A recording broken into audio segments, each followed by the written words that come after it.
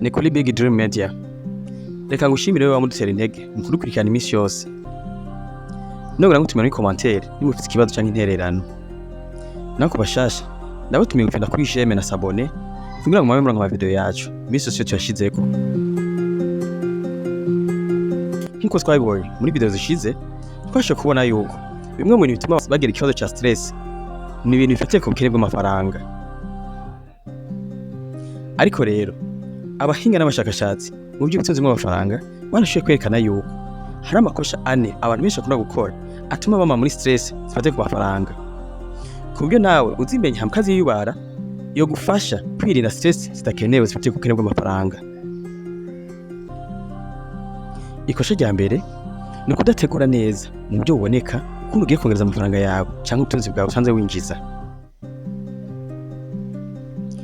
Ubutunzi bwawe cyangwa amafaranga winjiza ntibishobora kwiyongera ugihamana.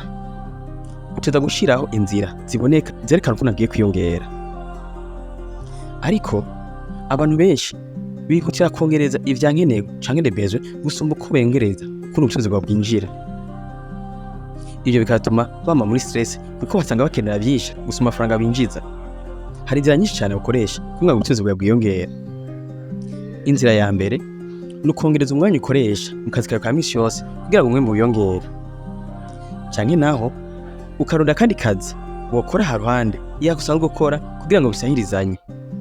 Canke naho ukiga ubundi bumenyi bushasha bwogufasha guhanga undi murimo uzofasha kongereza ubutunzi bwawe.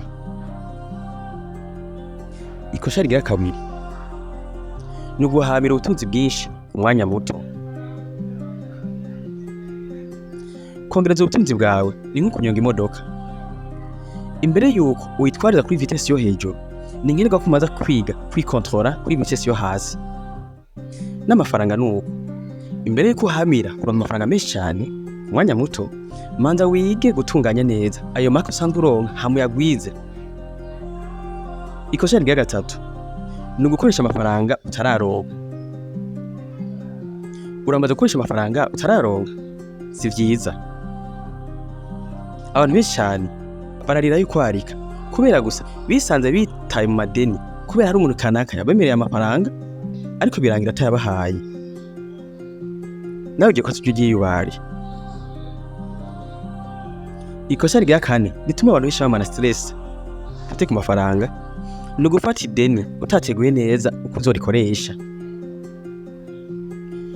Ni ibintu biteye ubwoba cyane gufata ideni utateguye uko uzoyakoresha cyangwa ukaza gutegura uko ugiye kuyakoresha wamaze kuyafata. Iyo bari ko mufata amadeni utateguye neza uko uzoyakoresha kubera gusohoza akaryo kwironka.